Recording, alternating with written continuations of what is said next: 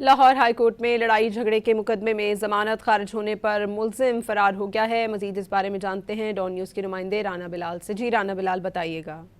जी देखिए, लाहौर हाईकोर्ट में लड़ाई झगड़े के मुकदमे में नामजद मुलजिम की अबूरी जमानत खारिज हुई तो मुलजिम अहाता अदालत से फरार हो गया। लाहौर हाईकोर्ट की जस्टिस अबर गुल खान ने मुलजिम तसव्वुर अब्बास की जमानत की दरखास्त पर यह फैसला सुनाया। जो मुलजिम के वकील है उनकी जानिब से ये मौक़िफ़ इख्तियार किया गया कि मुलजिम बेकसूर है, अदालत उसकी जमानत मंजूर करे।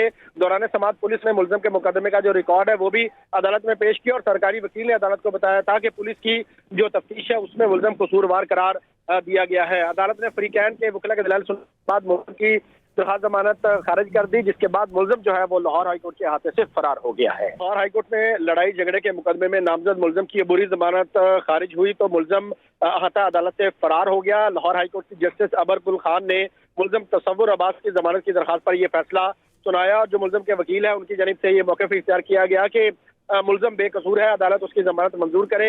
दौरान समाअत पुलिस ने मुलजिम के मुकदमे का जो रिकॉर्ड है वो भी अदालत में पेश किया और सरकारी वकील ने अदालत को बताया था कि पुलिस की जो तफ्तीश है उसमें मुलजिम कसूरवार करार दिया गया है। अदालत ने फ्रीकैन के वकील के दलाल सुनने के बाद मुलजिम की दरखास्त जमानत खारिज कर दी, जिसके बाद मुलजिम जो है वो लाहौर हाईकोर्ट के अहाते से फरार हो गया है। राना बिलाल, बहुत शुक्रिया आपका।